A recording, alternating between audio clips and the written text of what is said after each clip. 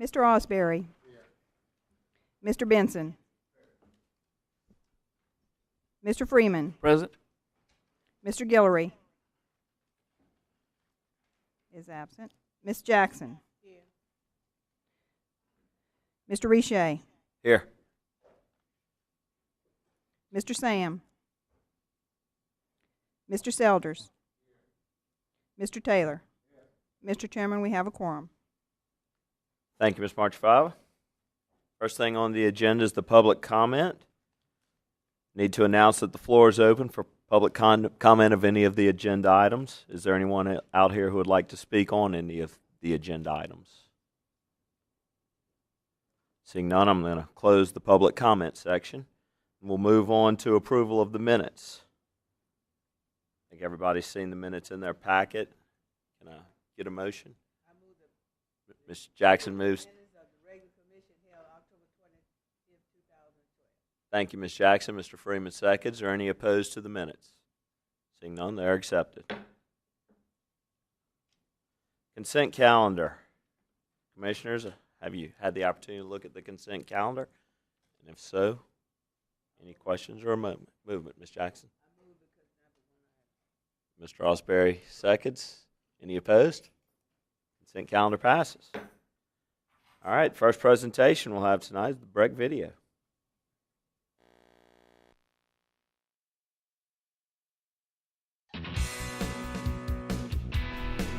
Spend the holidays with Breck this December. Be on the lookout, Santa Roadshows are back and coming to a park near you. Experience the holidays with Breck as Santa makes his annual stops at several park locations. Bring cameras to take memorable family photos as you tell jolly old Santa what you want for Christmas, and enjoy hours of free holiday games, crafts, marshmallow roasting, and other fun activities for all ages. Visit Lovett Road Park on December 7th from 6 to 8 p.m., Forest Community Park on December 15th from 6 to 8 p.m., or Gus Young Park on December 15th from 10 a.m. to noon. Call 272-9200 for more information. Mark your calendars for December 8th to attend the annual Gus Young Christmas Parade. Plan to arrive early with your chairs and blankets and watch a great mix of beautifully decorated floats, school marching bands, dance groups, and Santa Claus riding on a big red fire truck. Lineup begins at 11 a.m. near the corner of North Acadian Thruway and Winburn Avenue, and the parade officially starts at 1 p.m. Call 272-9200, extension 541 for more information. Come show off your biking and skating skills for a great cause at the Toys for Tots Charity Jam and Ollie Challenge. Come ride and roll at the Perkins Road Skate Park on December 8th from 7 to 9 p.m. And if possible, bring a toy donation for the Baton Rouge Toys for Tots. Call 272-9200, extension 570 for more details. Mark your calendars for Breck's 3rd annual Caroling in City Park, featuring a park lighting ceremony, candlelight caroling, and a host of other multicultural family activities for all ages to enjoy. This holiday event will be held on December 13th from 5 to 8 p.m. Call 272-9200, extension 502 for more information. Meet us at the Far Park Trailhead for the reindeer ride on December 14th. Family fun and happy holidays are all a part of this festive new nighttime program. Bring your bike and chase Rudolph 6 miles up the levee to the USS Kid. Each rider will get a holiday glow stick and a free blinking safety light. Helmets are required, and there will be a turnaround at Skip Burtman Drive for 3-mile riders. The chase begins at 7 p.m. Call 272-9200, extension 435 to register. Breck's annual Christmas dinner will be held at Alston Park on December 19th at 10 a.m. Take a day off from your holiday cooking or shopping to enjoy this great festive occasion with all the trimming, musical entertainment, prizes, fellowship, and fun. Call 774-8078 for more information. Zoo Lights continues this month until December 30th. Visitors will enjoy the lights and displays of all your favorite zoo animals and holiday traditions. Walk through the zoo and be amazed by larger-than-life light displays. The lights will be on from 5:30 to 8:30 p.m. and are a separate charge from regular zoo admission. For more information, call 775-3877. Visit us at breck.org, then like us on Facebook, follow us on Twitter, and watch us on YouTube for more information and events. And remember, it all starts at Breck.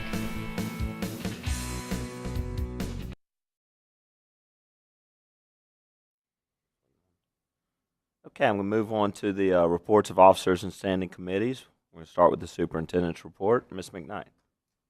Yes, Commissioners, we have 3 administrative items for your approval this evening. The first one is to recommend approval for our Burvell Bank Foundation to conduct an adult tennis tournament and to allow to have beer and wine at that particular event on March 8th and March 9th, as well as Sunday, March 10th.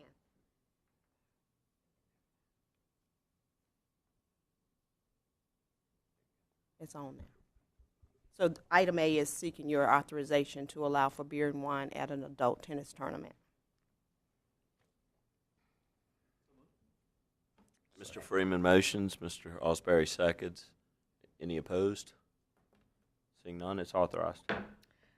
Item B is seeking your authorization to allow for the serving of beer and wine with food at an adult softball tournament April 5 through 7 with the Louisiana State Troopers Association.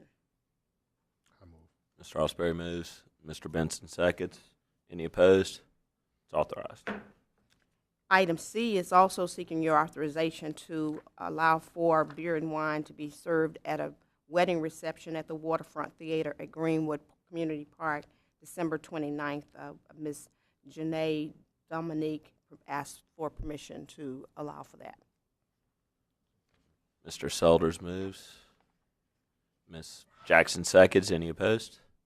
Seeing none, it's authorized as well. Okay.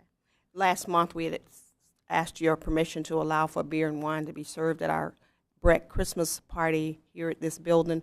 We have since removed the party from this building, and we're going to the gallery. So the event is scheduled for December 8th from 7 to 10 p.m., and the date is the same. Okay. So just FYI on that. Under communications, we have 3 different items that we'd like to share with you tonight. We have the first item is you'll see a blue and white brochure in front of you at your place, and it's talking about our new program that Dale Ozine and Debbie Speaker and their staff prepared, and we are working with the school district to offer an after-school program.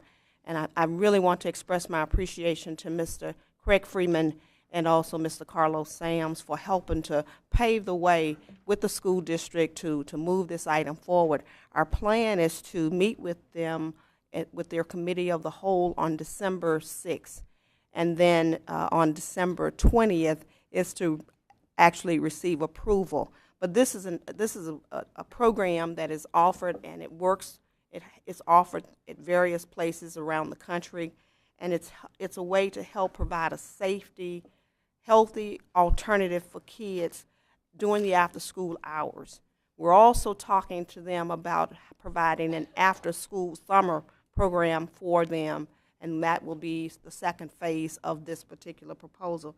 But this is a proposal that we've been talking about for some months now, and it's finally coming to a point.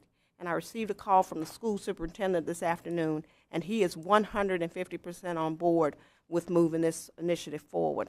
So we will work with various schools. We're currently providing it at 3 locations, 1 in Central and 2 in Zachary.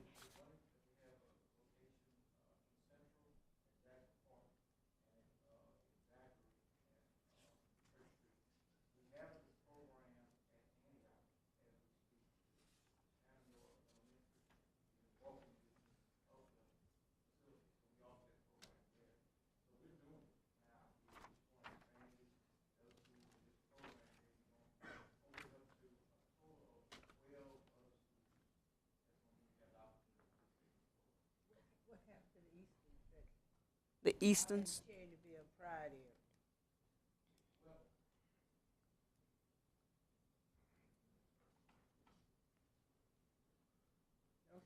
Excuse me, I'm sorry.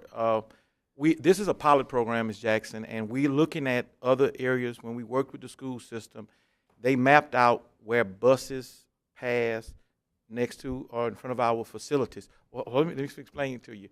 And the way it works is it had to be strategically set where it wasn't a big cost factor.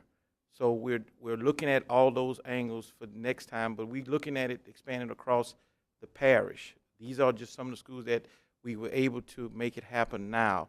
Again, they have some stipulations that if you live within a mile of a school, the school system does not provide transportation. You can walk. But I know that, but I'm just giving you some stipulation. But we are looking at all the areas around the parish. Again, we started with 2 or 3 schools, and we end up with 12. And I think that's a great stride for the first time. 13 wouldn't be a bad idea. Sure wouldn't be a bad idea. And Ms. Jackson, we will take your comments to the meeting when we meet with them on the 6th. And if there's any way possible. Okay. If there's any way possible, we can.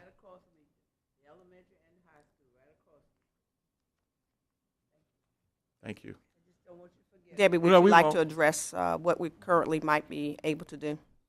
Ms. Jackson, over at the Northeast, they actually have an after-school program. So we would be contending against that, and there is limited population for us to, to be able to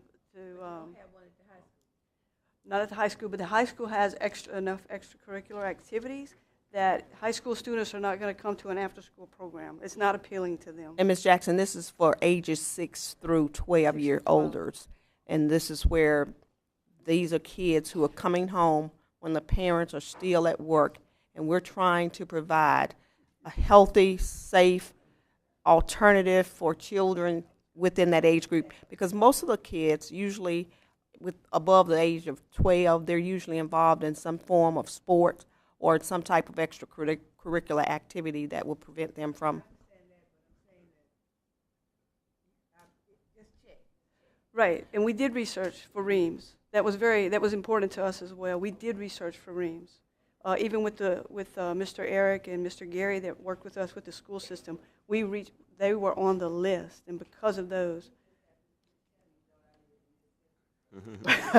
Well, you two need to address that between yourselves. But Reams was on the list for Northeast, so we did research. I know we're really just addressing this in communications, but Mr. Freeman, thank you for your hard work on this. And look, is this an item that we want to entertain putting on the December agenda? Approve. Sure.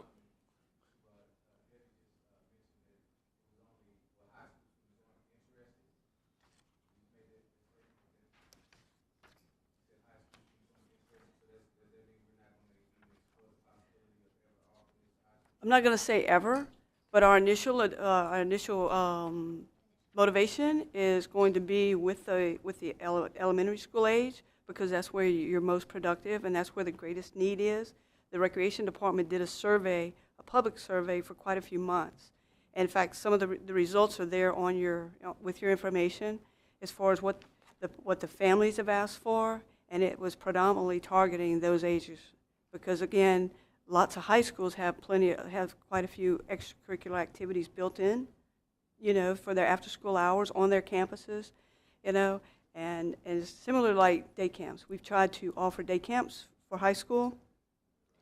That doesn't appeal to them. There's other things that they're much more interested in. But as far as creating a curriculum that could serve them, that is definitely in the works for the Recreation Department as they continue with new programs. Right.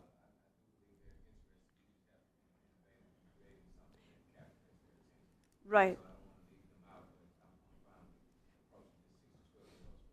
Right, and I agree with you. And in fact, BREC has a teen center now, the Belfair Teen Center, and we serve 5 different high schools, and it's been very productive. And we're on the verge of, we were waiting for the Baker renovations to finish, because we're creating dedicated teen space at the Baker Center. So we are pursuing that avenue. Okay. Mr. Taylor?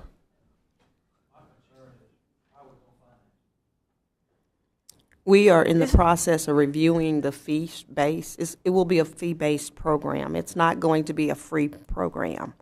We will also reach out to businesses to see if we could get people to step up and help us to offset the cost of the program. It's not a free program, and I'm not sure the exact cost, so I don't want anybody to say, well, you said $45 a month. If I have to charge $50, I want to make sure I'm not locked into. I have to look at the cost to provide the program, and then make sure that it's affordable, to make sure that kids, in fact, can participate. I know what we're currently charging, but we will analyze that after we have our discussion with the school district.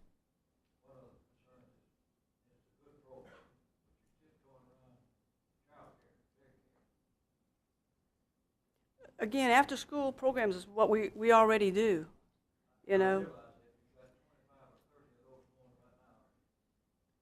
No, sir, we have 4 or 5 strong after-school programs going right now, and they happen 2 hours a day, Monday through Friday, which is only 10 hours, which keeps us under the. No, sir, no, it doesn't. No, sir. There's a Tiny Step program. Right, because kids are right. Because kids are in school. The one in the morning is for ages 4 and 5-year-old that are not in school. No, sir. It's a program built around recreational activities. Right. When you take an opportunity to take a look at the brochure, you will find the programs that we will offer these children. We have several components that are not offered at a daycare, in a daycare environment. We're planning to allow for homework time as a portion of the program. We will provide assistance from the standpoint of allowing for time. That's something that is important to the parents. They've asked us for that time. We will have physical activity, which will be totally about recreation, building fitness, coordination skills, teamwork, socialization type of things. You'll find in there we'll have programs around nutrition, because we have kids who are not eating right. We have some of the most obese children in the country, and we want to make sure that we're not fighting this issue of obesity as well as hypertension. We've found many, many cases of hypertension with young people between the ages of 6 and 12 years of age, and that's really, really terrible. And what we're trying to do is provide healthy alternatives, healthy snacks. We'll train kids on how to prepare healthy eating options. We'll have enrichment activities from arts and crafts to reading activities to etiquette and conflict resolution. And on a Friday, we call that freestyle on a Friday. What we hope to do on a Friday is bring in mentors to those programs so the kids can see this is what it's like in the life of an attorney, or in the life of a politician, or in the life of an engineer. We want to show kids that you can do this too. So the daycare doesn't do that. And we want to make a difference in these kids' lives. And this is one small step in the right direction. And I'm so appreciative of the staff for doing the work that they've done to pull this all together.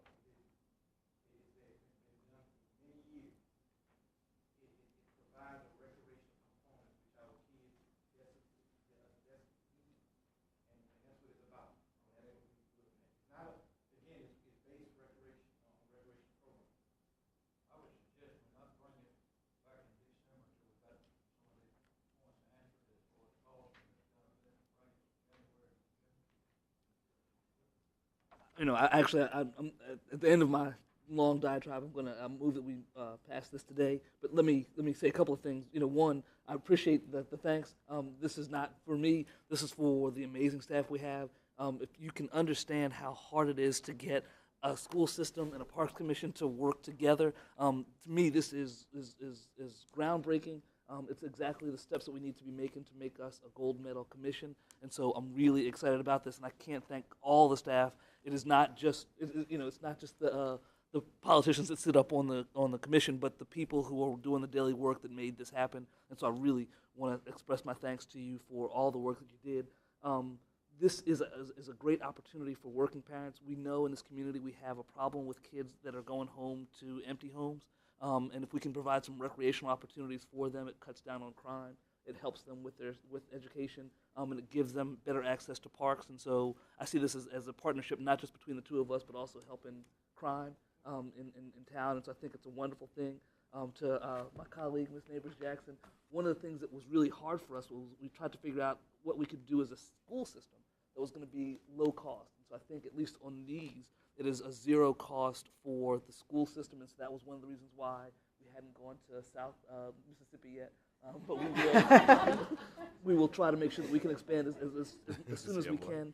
We also tried to make sure that we were expanding things around the community, and so it's not just that they're all targeted in one area, but it was important for us to make sure that we did things throughout Baton Rouge because that's what BREC serves and that's what the school system serves. It's just a pilot. And so it's not the full thing. It's a limited rollout so we can see how things work. If we find out that it's not going to be effective, then we can pull back. And to Mr. Taylor, the one thing that I think was really important to all of us as we kind of thought about this was BREC is not in the business of competing with other businesses. That we looked at were schools that were underserved, that we couldn't find operators that were going to be able to help us with this real strong need. And so if there was ever going to be a conflict where there's an in-school program, like at Dufrock, where Big Buddy's already doing good things at Dufrock, we said we didn't want to put programs there because we already have existing programs there. So this is filling a need where we really have a need. And so with that long diatribe, I move that we approve this today, understanding that it's a pilot and understanding that we can tweak things as we move along. Before I accept that motion, I will say this is not something we can approve today. This is something we could put on the agenda as a later item. It's not an action item for today, but we can shoot for December, January, whatever the commission wants. Mr. Chairman, I move that we put it on the December ballot.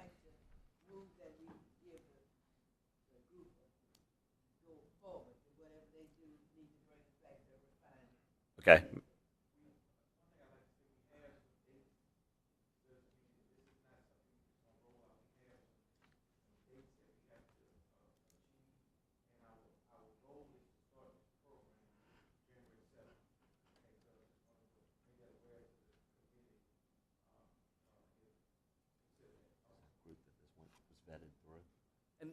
And just to add on to what Mr. Roseanne said, working parents need to be able to plan ahead.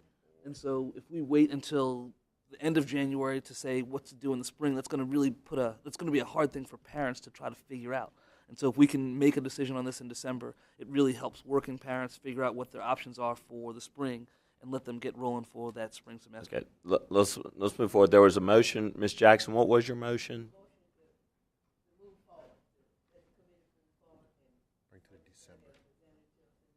Okay, and Mr. Osbury's motion is pretty much the same thing, so that's a second. Any opposed? Okay, we're going to add this to the December agenda, and we'll discuss it then. Okay, the next item on the communications is I would ask Justin Smith to come forward for a special recognition for Mr. Dan Dry. Good evening, Commissioners. We just want to recognize Mr. Dan Dry tonight. Dan, if you step up here. Dan is our horticulture foreman, does a great job for us.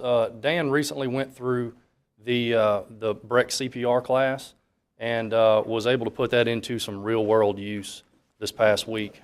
He was coming from the main office, going to back to Magnolia Mound, and encountered a man who was passed out on the sidewalk and was able to go assist and give the man CPR until emergency personnel arrived. Unfortunately, we don't have information on the man's condition right now due to certain procedures and laws. We don't have access to that, but we do know that all the emergency response personnel said that he did a phenomenal job, did a great job until they were able to get him into the ambulance and bring him away. Also, we've received phone calls from people that were there at the time saying thank you very much for your employee and what he did. So we just want to say thank you, Dan, for the great job.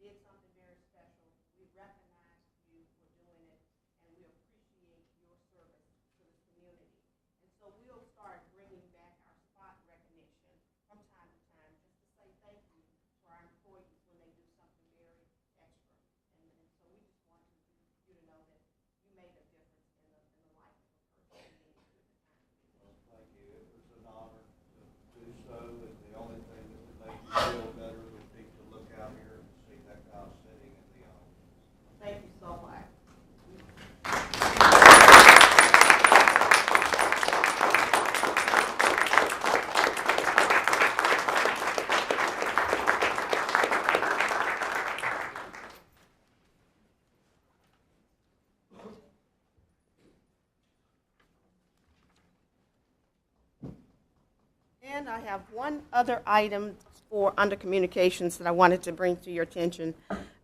You might have something on your communications, under your communications committee, but over the past few weeks, we had discussed with the media the travel and training and conference attendance with the public. And many of the comments that you probably heard on TV or read in the newspaper that I made did not make it into the paper. But what I want to make sure that you know is that we're absolutely 100% committed to making sure we spend the taxpayers' dollar wisely. And one of the things that I wanted to make sure you know is that whenever we go anywhere, my first question is, how will BREC and this community benefit as a result of your travel? It is part of our travel application training request form that our employees will complete. We are adding a very clear comment on this form to make sure that employees who are requesting training to travel, or whether it's here in this area, what will you bring back that's going to make a difference for this community? And the other thing that didn't make it in there was some of the travel that we had conducted. When we went to Florida to visit for the equipment we needed for Liberty Lagoon, we went to Florida to see how the equipment operated, and we brought it back to Baton Rouge, and the people are loving it. We also attended the Texas Recreation and Parks Association conference, where we brought back Brett, who is the best aquatics manager in the Southeast. Well, we also go to those conferences and we conduct training sessions. When we had TRAPS and LRPA this past year, Ted and Carl conducted a session on how to establish an effective park foundation. So we are LRPA, and so it's important that we attend conferences to learn cutting-edge best practice information. When we went up to the mid-year meetings in Washington, D.C., we were able to network with legislators to make sure that we got support to get that $1 million match grant for the CAPS project, the Ward's Trail project that we are completing. So there are just a number of things that we could talk about as to why we take trips. We're not going out to play. We're not going out to have a good time. They will have events during those sessions, but we are out there to bring resources, information, cutting-edge programs back to this community. And as a matter of fact, the Youth 360 is a program that we found out about at other agencies, and they're doing it across the country in parks and recreation.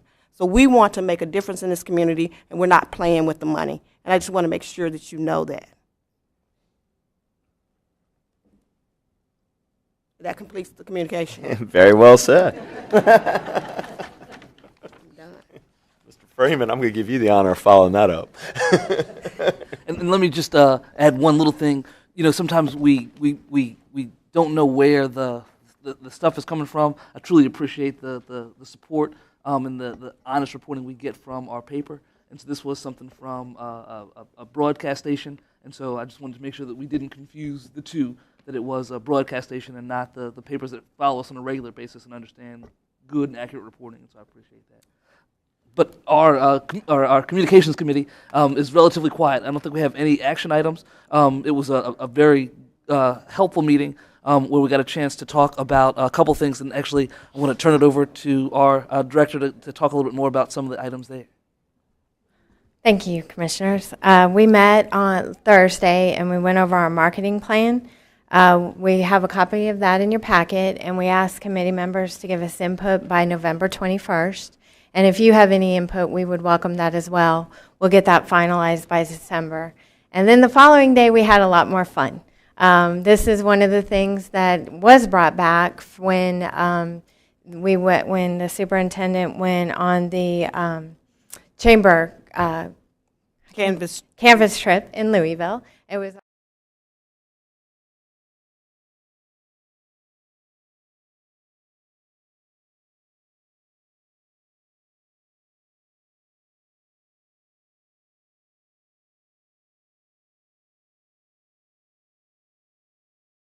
painting. We want to thank Commissioner Freeman for helping us get it all kicked off, and the Bruck Foundation, who kept everybody fed and everybody energized. I have to tell you that Humana and Kaboom they were very impressed with our energy and how quickly we got everything done. We did have a great turnout from the media.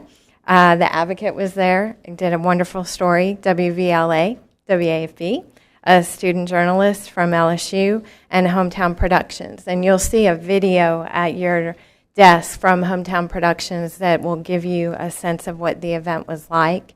They also sent it via satellite to every television station in the state, so we got some really good coverage.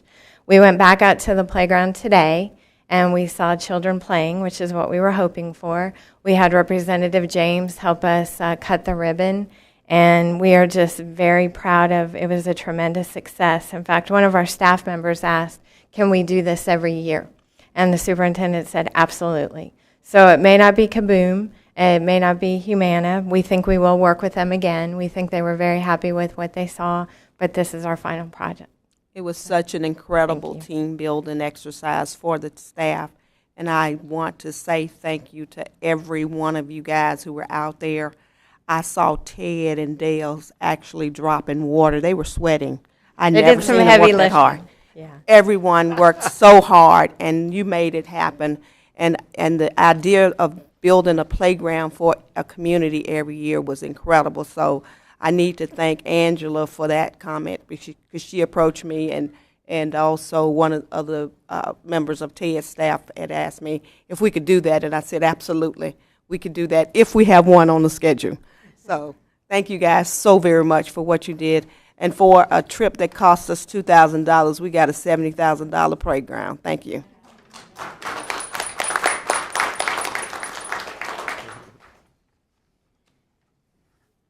All right, so we're going to wrap up communications. I tell you, Mr. Freeman, anything else? Thank you, sir. We're going to move on to finance, Ms. Jackson.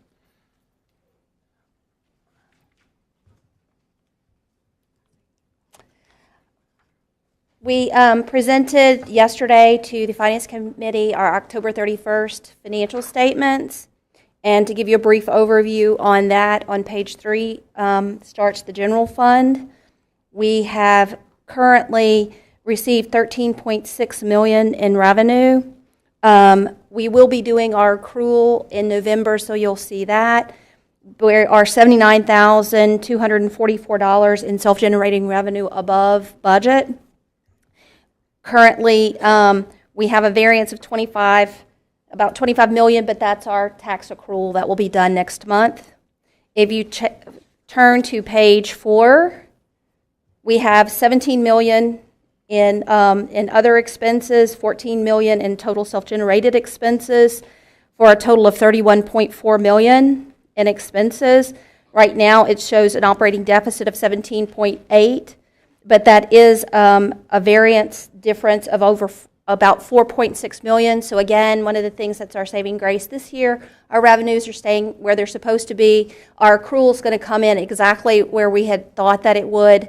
So, and with expenditures being under, we're going to be just fine. I'll be doing the budget amendment next month to comply with state law to be within the 5% variance, and you'll see those adjustments that'll happen. If you turn to page 6 is our enhancement operating fund.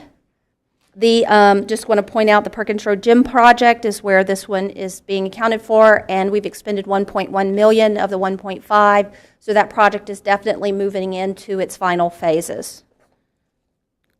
The employee benefit fund is on page 7. We had a little bit of a hit that month in October with our medical claims, a little over $400,000 in medical claims. But the fund still is running at a surplus of over $200,000, almost $250,000. So we're still doing very well in our employee benefits fund. Risk management fund is our self-insurance programs other than health insurance. It has a surplus right now of $500,000, almost $500,000. The print shop is almost breaking even. We're doing some analysis there. I think that it's going to be just fine. The unemployment fund has a surplus of $61,000. This fund will continue to build up a fund balance in this fund for probably through next year, and then we'll probably stop funding it for a little while. We'll still report on it, but we won't fund it until we absolutely need it. It'll be a reserve in the event that we need additional monies in it. And then our debt service fund, we made our first payment, our first interest payment on the 2012 A series in November. So that's not reflected here, but you'll start seeing more activity, a little bit more activity, a little larger withdrawals out of this particular fund, especially in the next year, 2013, because we'll have the bond issues that we'll be paying back. And that concludes my financial report. If you have any specific questions or anything you'd like me to answer for you, please ask. Workman's Comp's doing fine. Actually, we have a new third-party administrator that we've been working with, and they're very aggressive with us and trying to help to close cases quickly. And so we're moving in a whole different direction with our workers' comp program. And I think it's going to be just fine. Right now, I think our funding level is going to be just right on target, because in that fund where I told you there was $450,000 in the surplus, that's where workers' comp is in that risk management fund.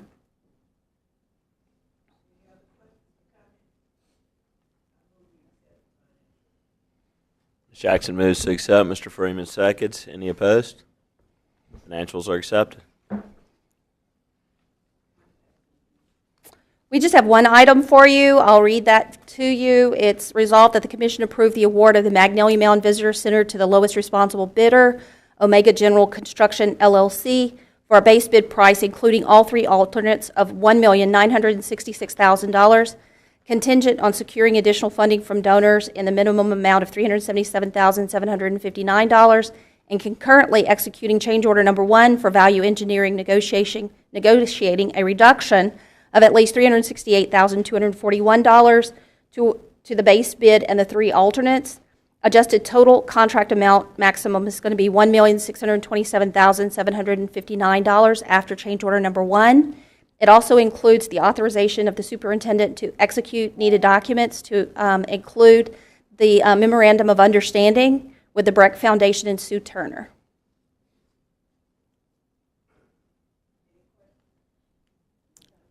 I would like to make a comment. This is something that I really want to express my appreciation to Ms. Sue Turner.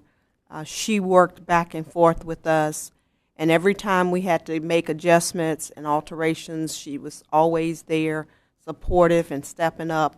This is over $1 million gift to Breck, and we are so appreciative of what she has done.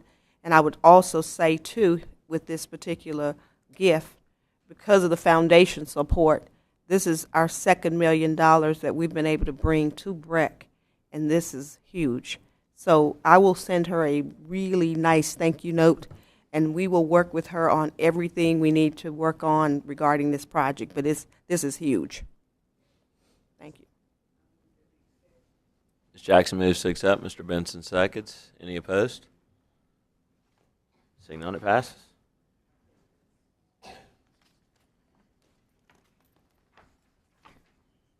Thank you, Mr. Boyd.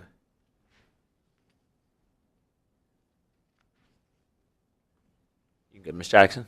We good on the finance? I do see those routine transactions only on the human resources. Okay, so we're good on that committee as well. There are no special orders today, so we'll move on to unfinished business.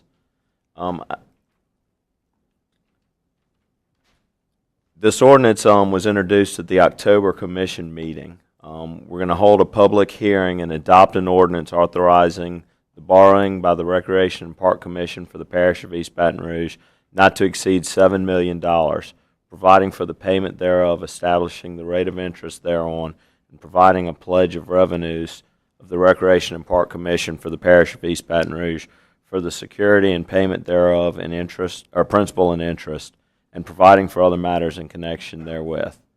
The public hearing is now open. Is there anyone who would like to speak on this item? Okay, seeing none, the public hearing is closed. I'm going to ask for a motion to adopt. Ms. Jackson moves to adopt. Mr. Freeman will second. Are there any opposed? I need a roll call. Sorry about that. Thank you, Ms. Marchifava. Would you like to roll call for us? Guess if I would read that, I'd know.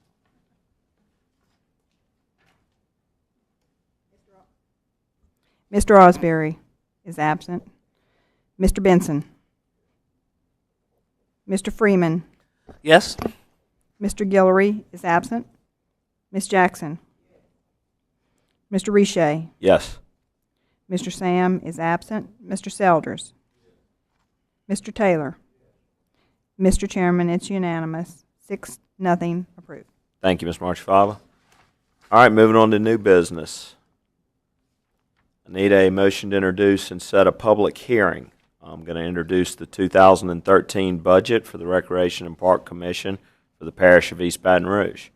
Set the date for the public hearing and the final adoption of said 2013 budget at the regular meeting of the Breck Commission on December 19th, 2012 at Breck's Administration Building, 6201 Florida Boulevard, Baton Rouge, Louisiana. Can I get a motion? Mr. Benson? Ms. Jackson seconds. Any opposed?